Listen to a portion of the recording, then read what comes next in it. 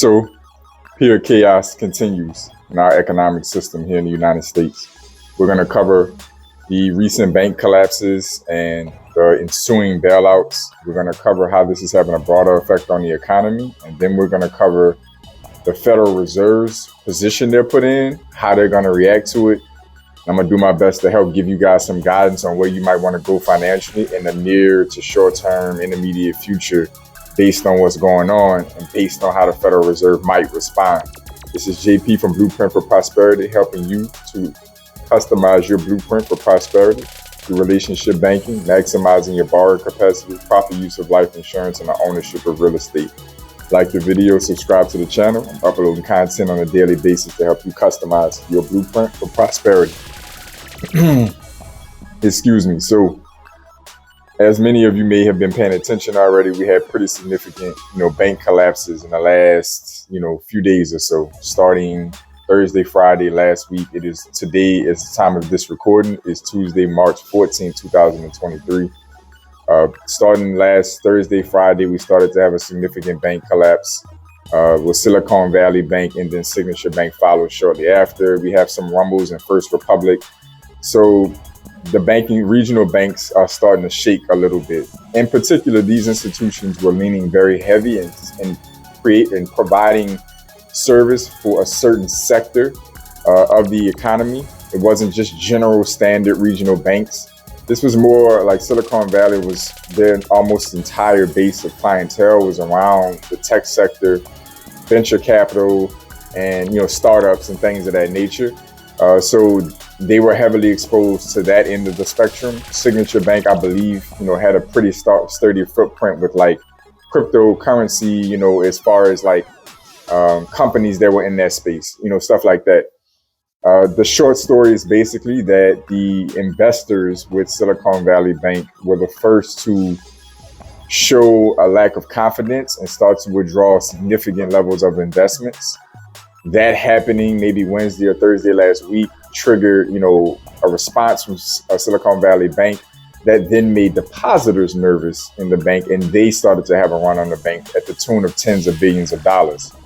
So what happens is basically when that happens, the reserve requirements for banks is broken, and they have this negative, influx or cash flow going on, where they've got money lent out on deposits they no longer have.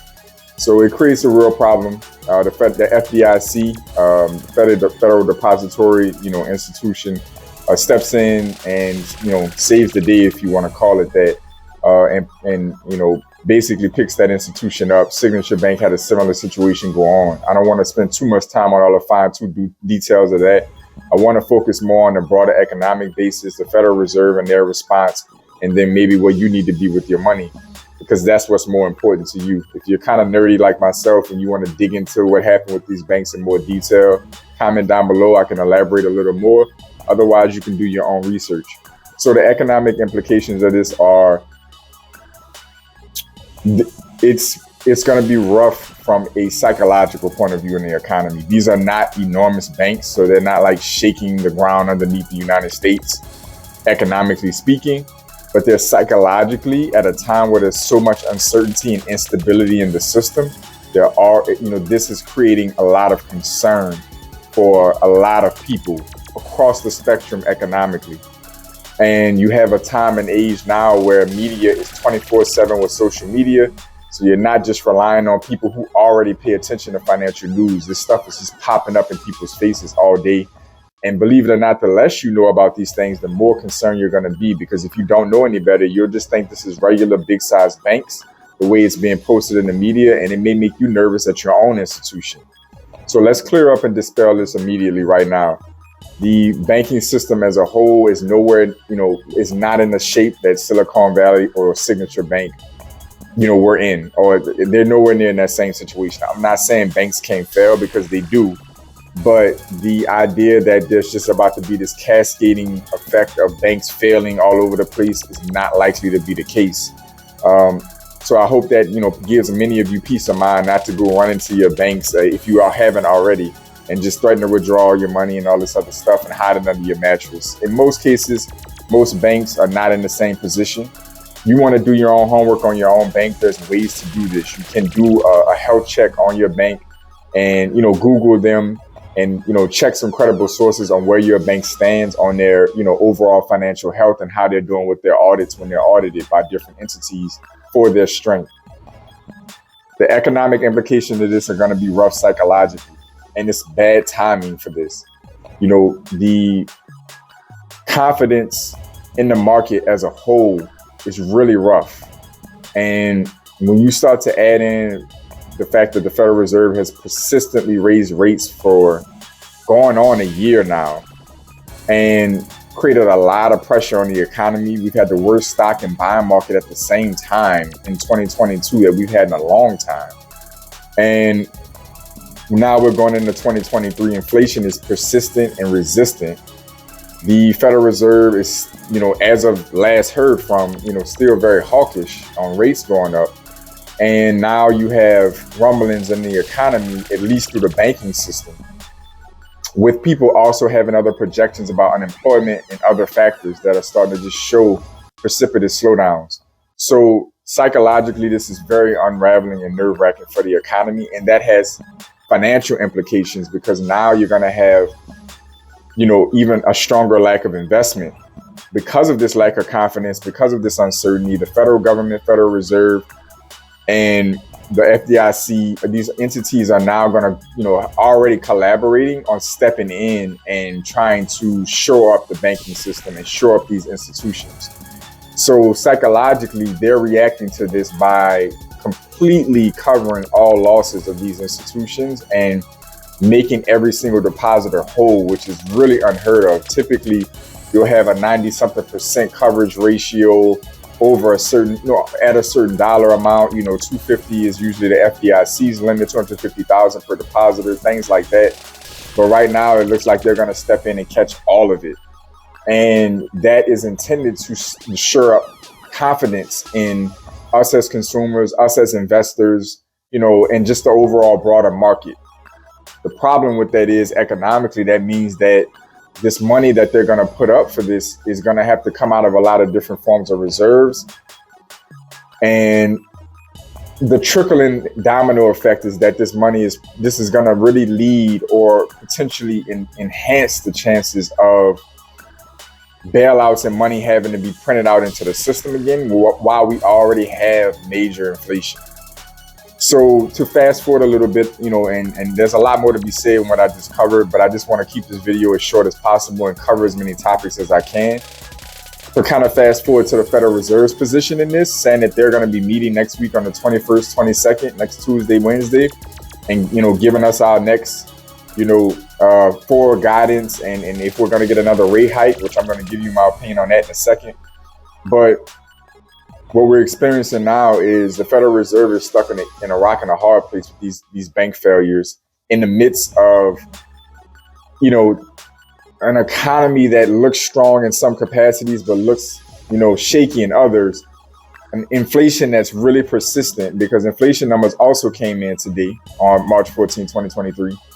And I believe it's at 6.0, which it went down from 6.4, I believe, from the last numbers we saw. But underlying inflation is actually going up month over month. So year over year, it's down, but month over month is up, I think, 0.4%. There are some really stubborn and even growing levels of inflation in many important sectors, like food and energy are still really rough areas right now, just as an example. Unemployment is still also, pretty low. I believe we've created nearly 300,000+ jobs this last go around. Before it was in January, I believe it was about 500,000. So it's still pretty high. The good news is that the CPI numbers are in line with what the market was expecting versus last time, but it's still very stagnant and rough. And the Federal Reserve has made it clear up to this point in time, this is prior to this bank failure situation, that they are sticking to their fight against inflation. And they actually had a little bit of remorse on their 0.25% rate hike last time, meaning that they were looking to be more hawkish and aggressive going forward. So with these bank collapses and potential bailouts and rumblings in the economy and psychological effects of consumers and investors, the Federal Reserve is in a very increasingly peculiar place because now they have to show stability in our financial system and our banking system to the best of their ability, which is going to be more dovish behavior, meaning that they're going to have to potentially put up reserves or even lead closer to eventually pumping money into the banking system in some form or fashion to support the banking system. But at the same time, trying to fight inflation, which is directly correlated to the money supply. So, they're going to be raising rates while in the back end trying to protect the banking system. If they decide to raise rates, which I want to speak on right now, I do believe, there are a lot of analysts and experts out there who believe this banking failure is going to literally, freeze the Fed in their tracks and put them in a pause position going into next week. And they believe that it's indications, because the Silicon Valley situation actually was related to the Federal Reserve's rate hikes and what it's doing to the bond market, and Silicon Valley Bank being so invested in bonds and not being able to liquidate those bonds for enough of a surplus to make up for the run on the banks they had in the loss of deposits. I hope that makes sense. With that being the case, the Federal Reserve is putting a lot of pressure, downward pressure on that financial system with these interest rate hikes. And so what that leads to is the Federal Reserve having to stick to its original agenda and fighting inflation, which is a serious problem still, but also having to watch the pressures putting on the banking system and the overall economy.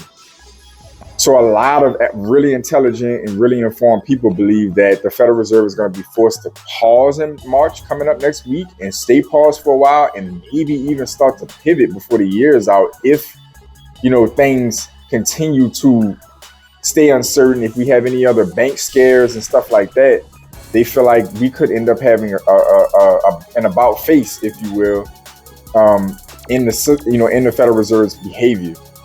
If that's the case, then, man, that's a really tough position because inflation is probably going to be really bad at that point in time.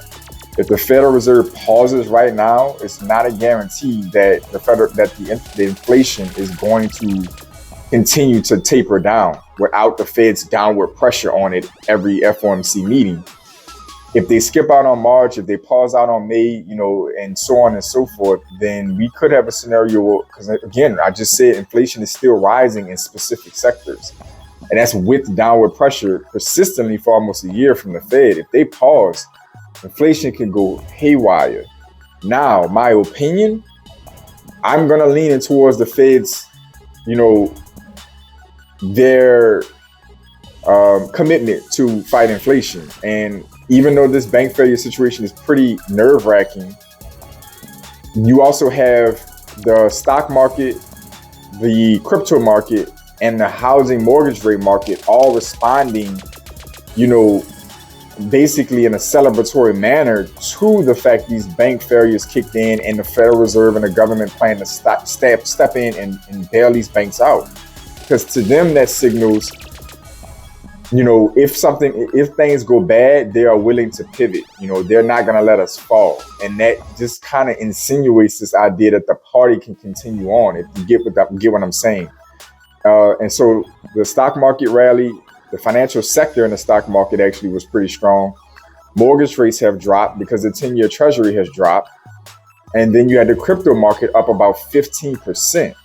So the Federal Reserve has to be looking at this. Jerome Powell has to be like, this is not a good thing, because the compression of interest or the rise of interest rate is meant to compress all of these same markets in order to cool down the economy, cool down inflation. So it's a really tough position. I personally think the Federal Reserve is going to stick to its fight, but I'm not so confident that it's going to stick to that 0.5% that we probably would have saw if we did not have the banking collapse that we had last weekend. So I'm thinking maybe a 0.25% rate hike coming next week for March 21st, March 22nd. You guys can refer back to this video and check this out and see if my prediction comes through, and myself and other, analysts and stuff like that in the financial space, that are predicting this continued interest rate hike. But there are some really intelligent people who feel like this banking collapse is going to put the Fed in a bad position and force them to have to pause. We'll have to see. Leading to, spinning off from that conversation, what happens to you financially if the Federal Reserve does decide to either pause or if they decide to keep going with their fight against inflation. If they decide to pause, then the best guidance, as general 2 cents that I can give you guys as a financial professional myself is the asset markets are going to probably respond haywire. The Federal Reserve pauses next week and starts to lean back off of their hawkish talk and starts to talk a little dovish, or just like, if they just seem like they're not keeping the same energy on inflation, the stock market, crypto market, mortgage rates, 10-year treasury drop, like everything is going to go haywire in a matter of probably days or weeks. And so that basically means that, if you're already invested, you might want to get your money in and double down. And if you depending on where you're at, you might want to jump in early and get it out the way, because if the Fed pauses, the markets are probably going to go nuts. If the Federal Reserve continues its rate hikes, at least at a 0.25% basis point, then what likely at that point is going to happen is, the markets will probably linger in the flat area or maybe even drop some, and it'll probably still be a rough place to be. And I would say at that point, you're going to want to focus a little more on cash, some bonds, like maybe some short-term bonds, depending on the circumstances. And then you may want to consider deposit products still, CDs, high-yield savings accounts. If you're not already, invested and have a plan in the stock market or in real estate. Obviously, if you have something that's working, this is not about that. This is for people who are sitting on the sidelines or making these decisions on the fly. If the Fed pauses, the asset markets are probably going to go absolutely haywire, and you might want to jump in and see whatever money you can make as soon as you can if you're willing to take that risk. If the Fed does not pause and they stand strong and push to at least a 0.25 and maybe even a 50 basis point rate hike to continue their fight on inflation and not be distracted by the banking system shakeup, then I would say deposit products, staying in cash, certain bonds are going to be the best place to be to minimize losses or maybe get a decent return.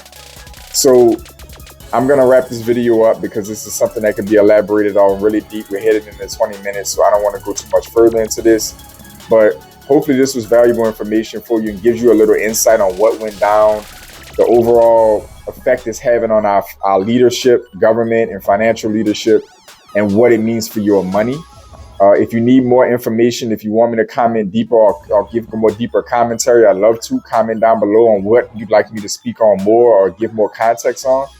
And we're going to see what happens next week in the Federal Reserve's meeting. I'm going to drop this video tonight. I normally kind of record a little early, but I'm going to drop this video tonight, and we're going to see what happens. If the Federal Reserve does pause, if the Federal Reserve keeps pushing forward, what their tonality is, we're going to pay attention to all of that and cover it right here on Blueprint for Prosperity Network, as always. So thank y'all for tuning in. I enjoy bringing you this content. As always, I want y'all to stay focused, stay in motion. I'll see y'all soon.